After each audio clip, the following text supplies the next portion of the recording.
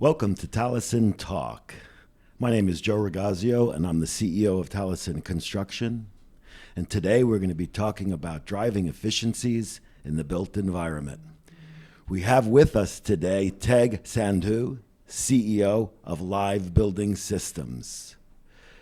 Teg, tell us about Live Building Systems. Hey, how you doing, Joe? Live Building Systems is one of the pioneering companies in data monitoring and real-time energy monitoring in the building industry. I founded and started the company with a couple friends of mine a couple years back. And how has the reception have been in the last couple of years, and what are the types of things that are changing to change what those receptions are? Yeah, I mean, it's interesting from a perspective, my background. I'm a medical doctor. I was not involved in the building industry about, 10 years ago or 5 years ago even. So what happened was, I kind of came back from the Royal College of Surgeons where I was practicing surgery, and I worked with a couple of friends building a couple of different firms within this kind of building space and kind of, remote controls for boilers kind of space. And I found out that there was not that much kind of like pure data when you wanted to look at electric or water or fuel. And I was naive, I was like, you know what? I want to see if we can put some smart meters in and if we could get some real-time data out of something. So I started kind of like tinkering around with, one of our clients' buildings and an electrician and a super, and we kind of started to figure out how to do it, and then realized that this real-time data was really excellent for fixing inefficiencies, which was really great for the building industry because inefficiency costs money, and this would save them money. But before, people used to laugh about like water monitoring or like looking at electric. They would say, oh, you're crazy. It doesn't control anything. Like, what are you doing? I'm just paying you to watch something. So I've seen this kind of industry blossom over the past 3 to 4 years, where now it's kind of maturing into a more sturdy field where people are starting to understand it. Interesting background.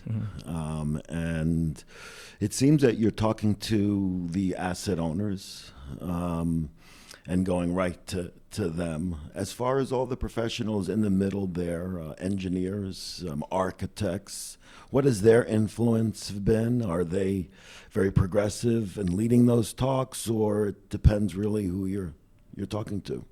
Yeah, I mean, I think the professionals in the industry, the architects and the engineers, I actually think they are a few steps back from the actual asset managers and the owners, not because they haven't been greatly involved with like LEED certification and all this kind of interesting, trying to get buildings to be more efficient and more sustainable, but because it was like a business decision to put in smart meters, and the ownership was actually like paying the freight, so to speak, on the utilities. Right. So the engineers were speccing in like, controls and BMS systems. We've been doing that for the past, 30 years. I mean, every building almost in the whole country, if it's a northern climate, has like an old heat timer like EPU, or maybe, heat timer platinum or something, one of the controls.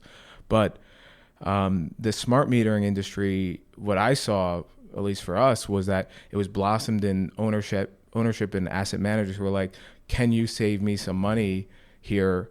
Here's a building, on existing construction. And then we would actually prove the concept to them. And then that started to drive the new construction. And now, literally, I gave a speech and a lecture at AIA of Pittsburgh about in April of this year, talking to architects. So it seems that they're starting to catch up to it. Interesting, yes. And that would make sense. The architects and engineers doing major fit outs, they're not as much collaborating around the operational side of the asset. That's when you're dealing with the facilities people and those asset owners. So I guess once they start chatting about it, then the architects will start paying attention. Which are you seeing based on that change, that momentum, or that's an area to open up and blossom, or are there other areas going on in the business models and the technologies of what you're dealing with? Well, so there's kind of two parts of that. Some of the growth and really the value, it was like set up. So you had pushes from, non-governmental organizations, kind of like enterprise green communities, where they were trying to push smart metering and certain, water conservation and, demand reduction on build outs in new construction. That was happening even before us. I don't know how really great it was, because sometimes you could fulfill a requirement by putting just in, let's call it a dumb meter, just something you read, where a smart meter is something you're outputting data, but you could fulfill some kind of requirement. What we saw when we started taking data and putting it on the internet and a dashboard was you could actually give this to operational people after the build. So for instance, some of our new construction clients, they saw us put in these smart meters and then prove the concept after the build, and they loved that it would give money back to the ownership. So when you walk away from the build, you not only give a great building, you give something that's valuable to the ownership moving on into the management and the tenant and the building lifespan. So that was what we saw on kind of the building and the engineering kind of going in that direction. So the importance of building systems analysis and then eventually the data monitoring. Give us a little more about the importance of building system analysis.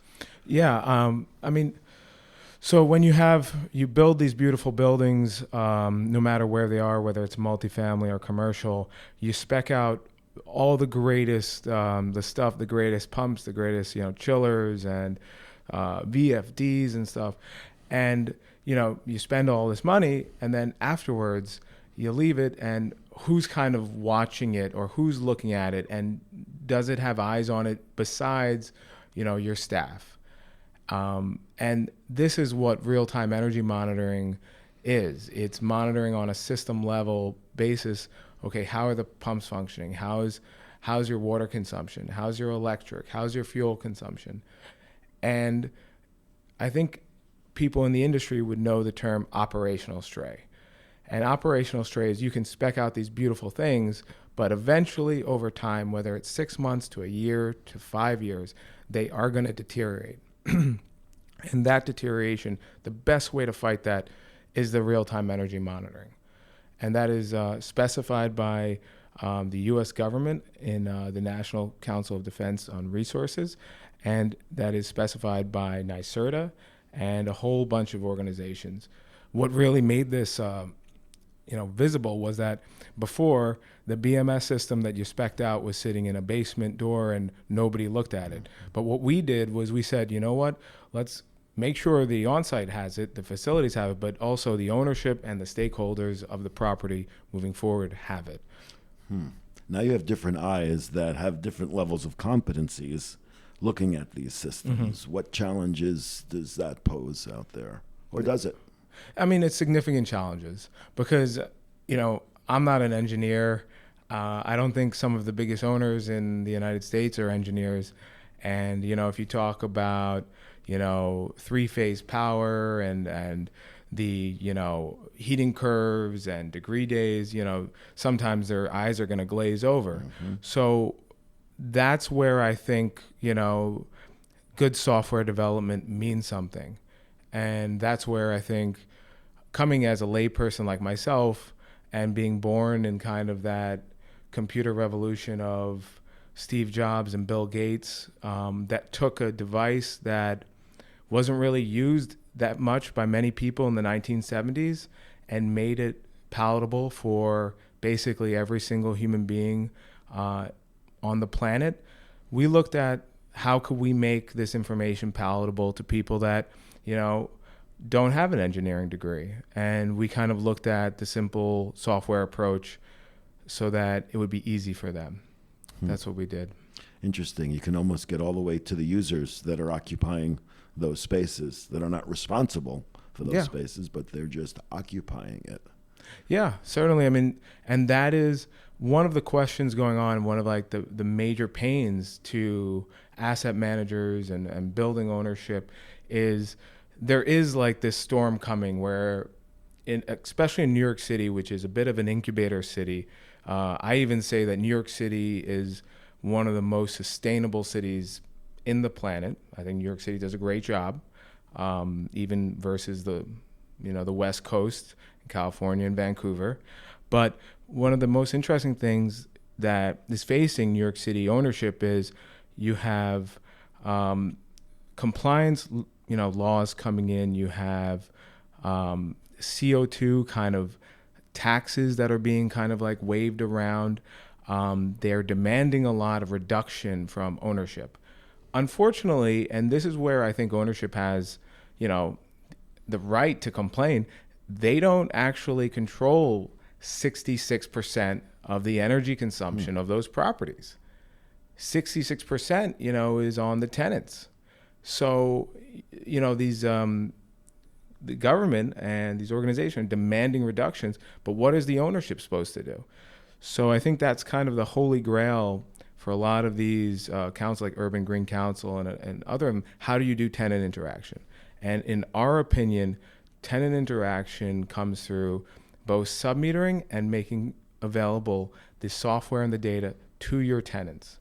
And I believe there's actually a massive marketplace for high-end tenants, that want to be in green buildings. And I think there's actually a massive marketplace for the demographic of 25 to 50-year-old tenants that want to know, hey, I'm going away on vacation and my toilet started to leak, and I texted the super and he actually fixed it because I noticed it on my building dashboard or apartment dashboard.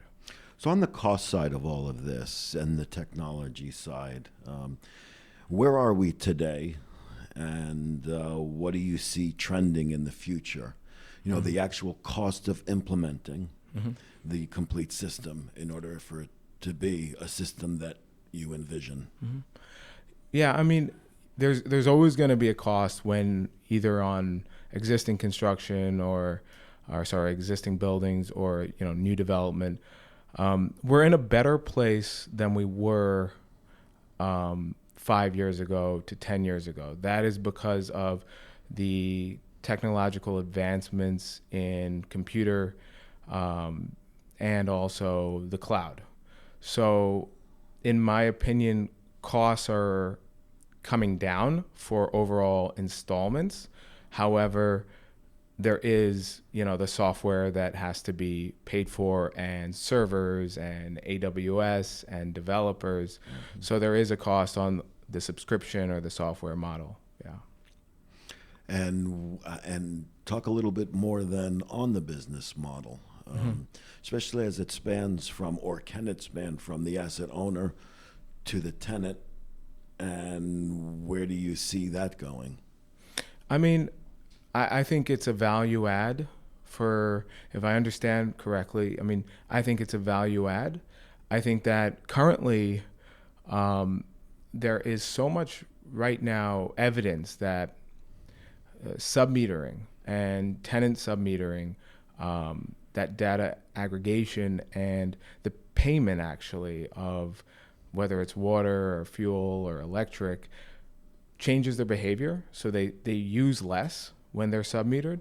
And then the value add to the ownership is, in my opinion, if you give that information to the tenant, you may have a happier tenant because they will be able to actually see their consumption. They'll actually be able to pay for it, and they'll actually be able to use less. So you have a reduction in overall consumption by the building. You have a tenant who is in a green building who knows exactly what's happening in their apartment, and you have their reduction. And then you also meet what the government and the local government here is doing with their compliance and their targets that they're putting on the building ownership.